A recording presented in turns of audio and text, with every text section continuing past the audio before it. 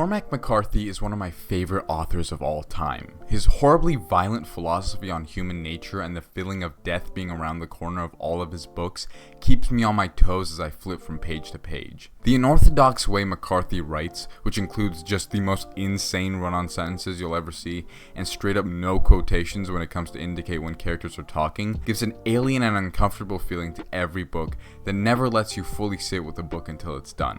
McCarthy's most famous book is Blood Meridian, a violent, bloody, perverted book that is so unbelievably vague and up to interpretation that it'd almost be impossible for it to end up being an okay book, let alone one of the greatest ever. A lot of McCarthy's other books have been adapted to film, so why hasn't Blood Meridian? Blood Meridian follows a young boy simply known as The Kid in 1883 and mainly takes place in Texas and the US-Mexican border. The kid runs away from home in Tennessee, seeing no point in staying in contact with his father, who he has no connection with. He's also his only living family member. And it is under his travels away from home that he becomes a member of a scalping gang, very loosely based on the real-life Glanton Gang, a group of American scalpers led by John Joel Glanton. There are very few known and identifiable members of the real-life Glanton Gang, but one of them was a man named Samuel E. Chamberlain, who wrote a book called My Confession, Recollections of a Rogue, where he recalled his life with the gang and its members. I actually read this book about a year ago, and I don't remember much out of it outside of Chamberlain just being so full of himself, he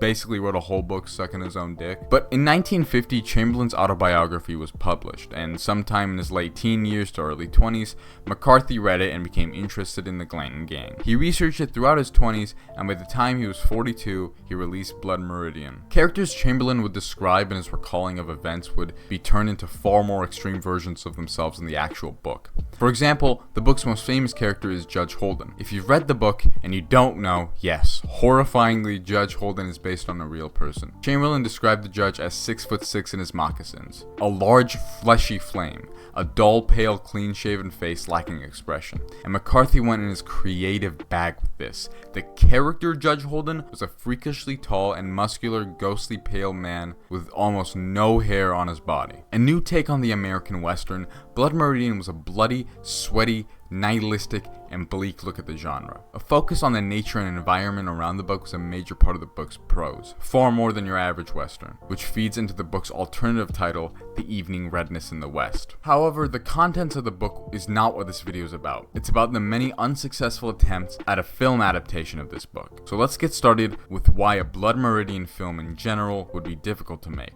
Well, let's look at McCarthy's unorthodox writing. As mentioned before, McCarthy very rarely decides to end a sentence. He'll go on and on until he feels like the sentence is done while pissing off every English teacher in the world. He also just never uses quotation marks, meaning, at least for me, the first time reading a McCarthy book will be pretty alienating and difficult. However, if you're a screenplay writer, you've read hundreds upon hundreds of books, and movie scripts are very different from books, so I imagine it wouldn't be much of a problem, right? Well, I'm going to open a random page of Blood Meridian and read a small passage, and you'll see why adapting this book would be a little difficult. Okay, I opened the book, I just flipped to page 180. Spectre horsemen, pale with dust, anonymous in the crenellated heat. Above all they appear wholly adventure, primal, provisional, devoid of order, like being provoked out of the absolute rock and set nameless, and at no remove from their own loomings to wander ravenous and doomed and mute as gorgons shambling the brutal waste of Gondwana land. In a time before nomenclature was and each was all. Even I had a little bit of difficulty reading that as someone who reads a lot of McCarthy, because I'm just sitting there waiting for the commas and waiting for this fucking sentence to end, and it just doesn't. The prose in Blood Meridian is so vivid and just pure McCarthy that being able to bring them to light in a way that matches our imagination when reading the book will be borderline impossible. I remember when I finished watching Deadpool and Wolverine in theaters, I thought to myself, well, this movie is pretty flawed. It's a good movie, not a great movie. It's not an all-time great comic book flick, but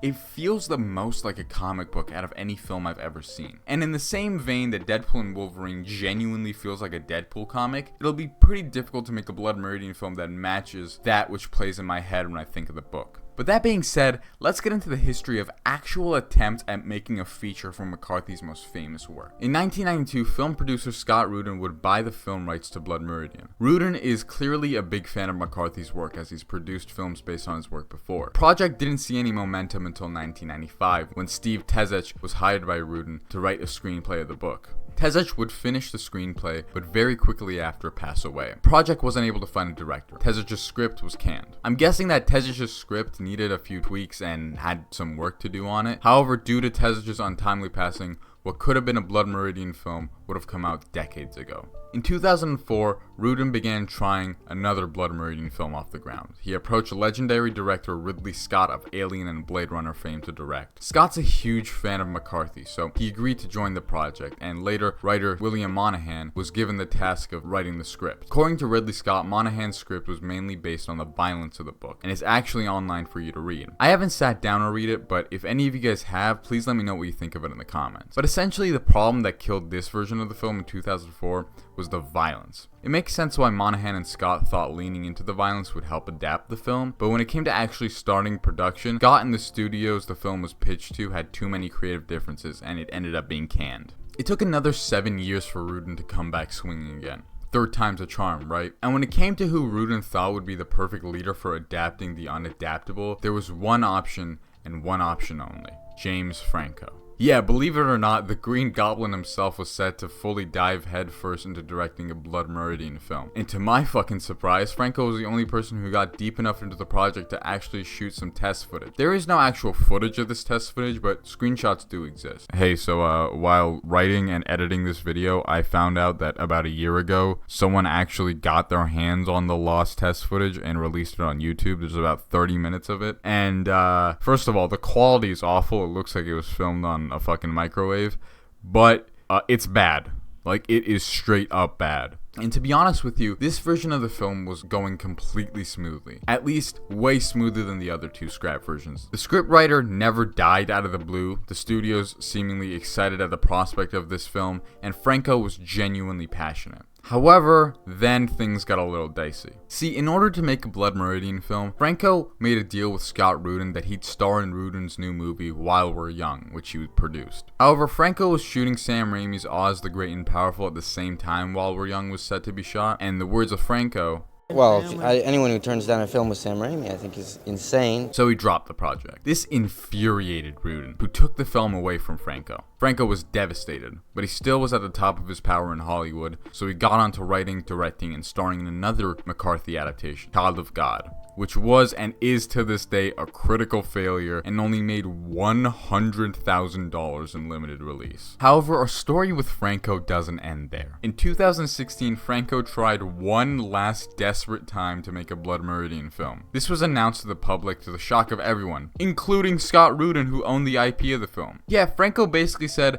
I'm just gonna make the movie anyway, and if he feels some type of way about it, he can try to take me down legally. And then a couple hours later, Rudin publicly said he'll never let Franco make a Blood Meridian film, and if he tried, he'd sue him to the ground. So the dream was over. Cormac McCarthy has for years been very inviting to the idea of a Blood Meridian film. In fact, he's very welcoming to any adaptation of his book. However, about a year and a half ago, McCarthy passed away. And in my opinion, I think the hopes of a Blood Meridian film went with him. Reading Blood Meridian, McCarthy's prose is just on another level. He paints a world that has seldom been described as vividly as the world McCarthy's 1880s Mexico has. His description of the judge makes me terrified. During the last 100 pages of the book, I was in pure disgust, my stomach churning knowing where the book was going to end. Yet I couldn't take my eyes off the page even if I tried, because he'd sucked me in too well. Truth be told, I think the only man who could describe Blood Meridian anywhere near the level of justice that it deserves is no longer with us. And with the daunting legacy of an unfilmable book, I find it hard to believe many directors are going to be going at bat for this film. And it's safe to say, Blood Meridian will be staying on the page and not the silver screen. However, I will end this video on a somewhat optimistic note. Jonah Hillcoat, the man known for directing arguably the most famous McCarthy adaptation, The Road, is currently in pre-production for the 5th attempt at a Blood Meridian film. And frankly, if there's any creative in Hollywood I want making a Blood Meridian film, it's Hillcoat. After Ridley Scott's failed attempt, McCarthy gave Hillcoat his blessing to make the film. So it even seems the author agrees with me. The film has been in pre-production for 10 months now, so the production seems to be incredibly slow. But if there's ever been a chance at a Blood Meridian film being made, it's this one. With that being said, what do you think about this video? What do you think about McCarthy's writing? And most importantly, do you want a Blood Meridian film?